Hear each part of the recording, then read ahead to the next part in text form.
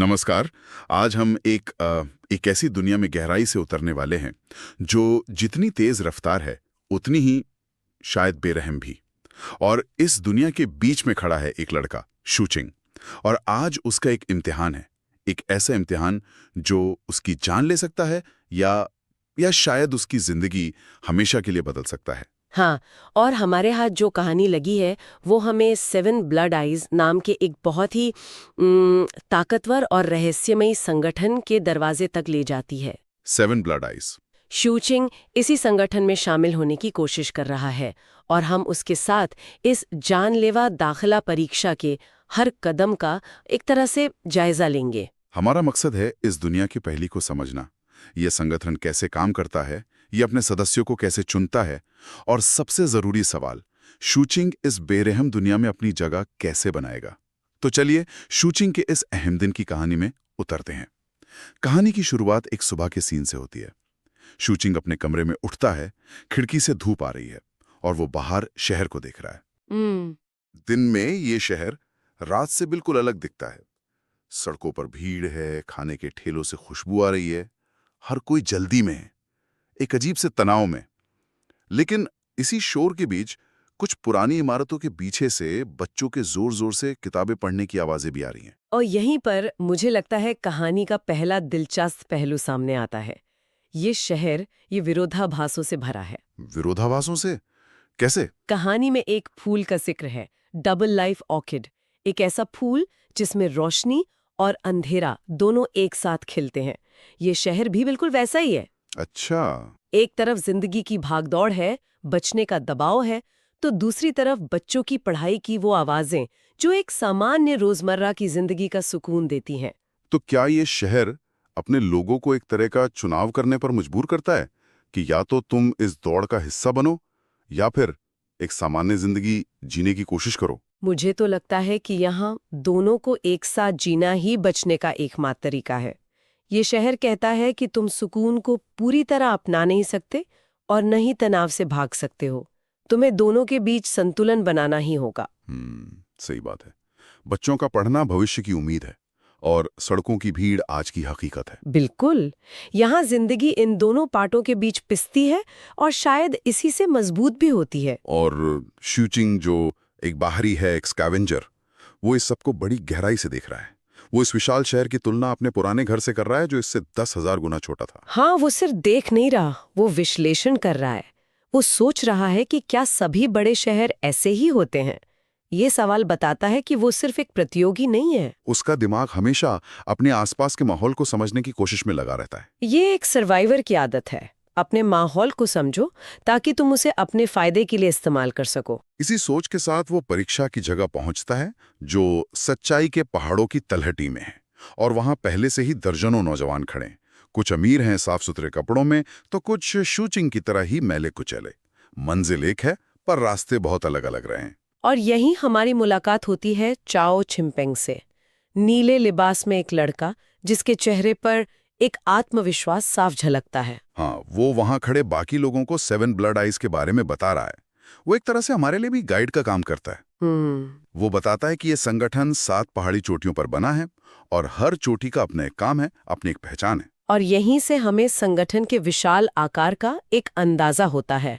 वो खास तौर पर 2 चोटियों का जिक्र करता है, 7वीं और पहली। और इन दोनों का जिक्र सबसे पहले होना कोई इत्तेफाक नहीं है। ये इस संगठन की 2 सबसे मजबूत भुजाएं हैं। 7वीं चोटी जो पोर्ट डिस्ट्रिक्ट को संभालती है, हाँ, वो तकनीक और समुद्री युद्ध में माहिर है, वो संगठन के लिए संसाधन जुटाती है। वहीं पहली चोटी को संगठन की बाहरी तलवार कहा जाता है। बाहरी तलवार सुनने में कितना खतरनाक लगता है। चाओ चिंगपेंग कहता है कि ये वो लोग हैं जो निषिद्ध क्षेत्रों में रहना और मरना पसंद करते हैं। मतलब सीधे सीधे मौत से खेलने वाले लोग। बिल्कुल। और चाओ चिंगपिंग एक बहुत जरूरी बात कहता है, आप उन्हें नहीं चुनते, वो आपको चुनते हैं। अच्छा। मतलब इन 2 चोटियों में दाखला सिर्फ आपकी काबिलियत पर निर्भर नहीं करता, वो आप में कुछ खास ढूंढते हैं, कोई एक्स फैक्टर। तो बाकी चोटियां क्या करती हैं? क्या वो सिर्फ सपोर्ट स्टाफ हैं? ऐसा नहीं लगता।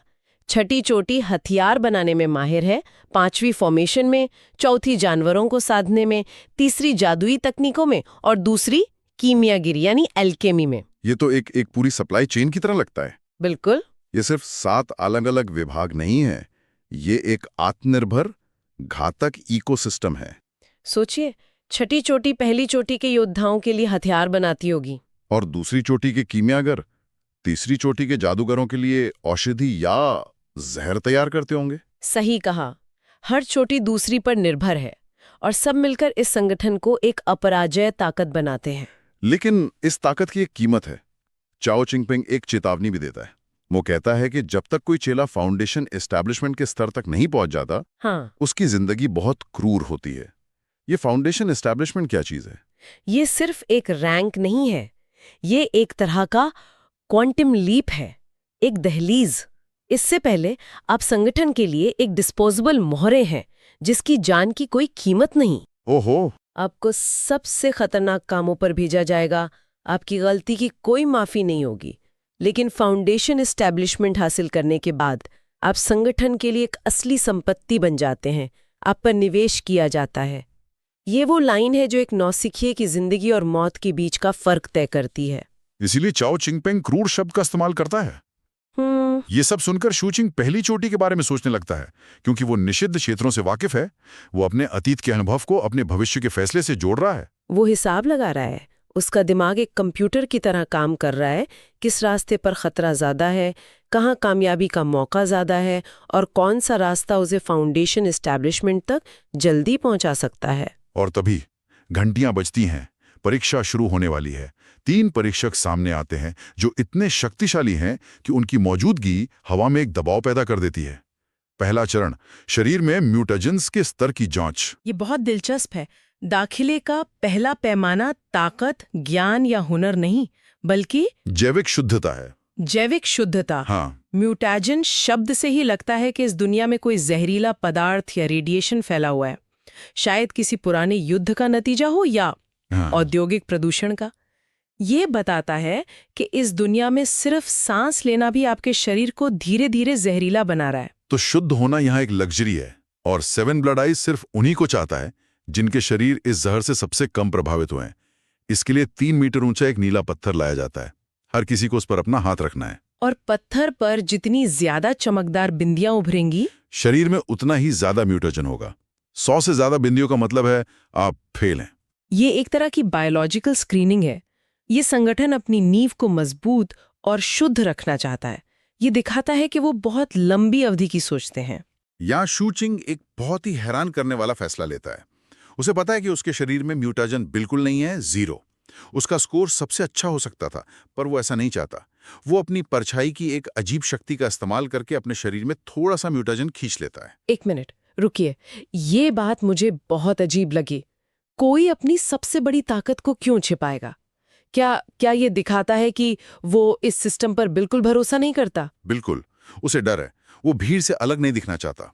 ऐसी दुनिया में जो सबसे अलग होता है वो सबसे पहले निशाना बनता है या उस पर रिसर्च शुरू हो जाती है। अच्छा, वो जानता है कि एक गुमनाम चेहरा होना ही सबसे बड़ी सुरक्षा है।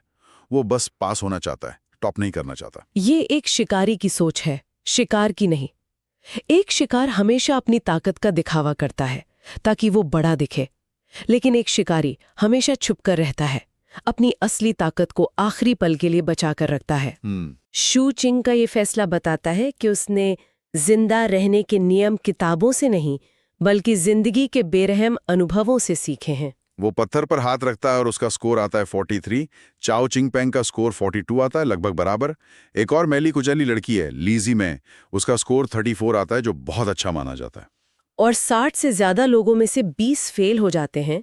उनके चेहरे पर निराशा और टूटे हुए सपने साफ दिखते हैं। और ये तो सिर्फ पहला चरण था। शारीरिक शुद्धता की पहली बाधा तो पार हो गई, लेकिन अब जो आने वाला था वो शरीर का नहीं बल्कि आत्मा का इम्तिहान था, और ये कहीं ज्यादा खौफनाक था। परीक्षक दूसरे चरण की घोषणा करता है, इच्छा शक्ति की परीक्षा। वो एक चांदी की बोतल निकालता है जिसमें ईश्वर के रक्त की एक बूंद है, जिसे अनगिनत बार पानी में घोला गया है। सिर्फ एक बूंद, वो भी पतली की हुई। हाँ, और वो चेतावनी देता है कि जब ये बूंद बाहर आएगी तो इससे एक ऐसी ऊर्जा निकलेगी जिसे बर्दाश्त करना नामुमकिन जैसा होगा। और हार मानने का तरीका वो सबसे ज्यादा परेशान करने वाला है। हाँ, वो कहता है कि जिसे बर्दाश्त ना हो वो अपनी जबान काटकर हार मान सकता है। 1 मिनट, अपनी जबान काटनी पड़ती है हार मानने के लिए। ये क्रूरता की पराकाष्ठा है।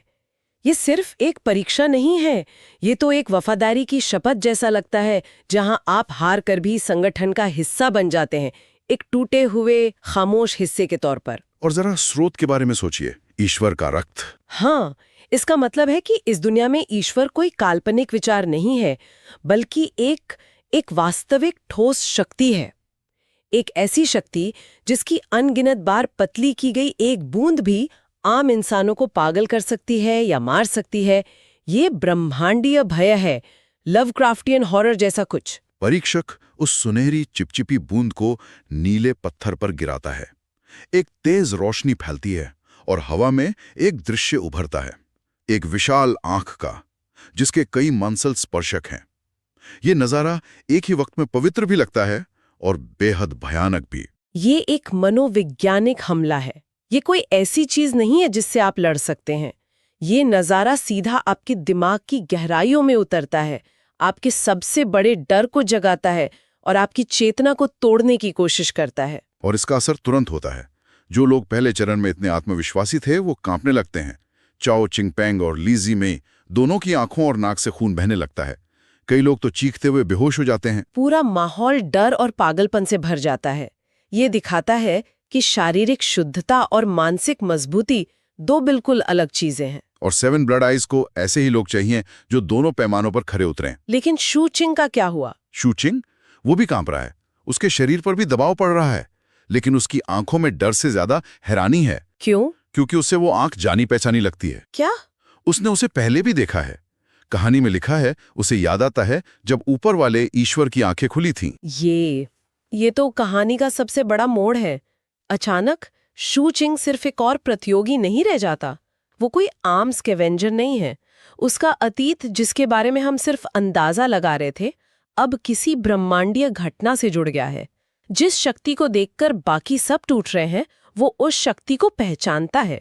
इसका क्या मतलब हो सकता है? तो आज हमने एक ऐसी दुनिया की झलक देखी जो विरोधाभासों पर जीती है, जहां समाज बेहद संगठित है पर उतना ही क्रूर भी।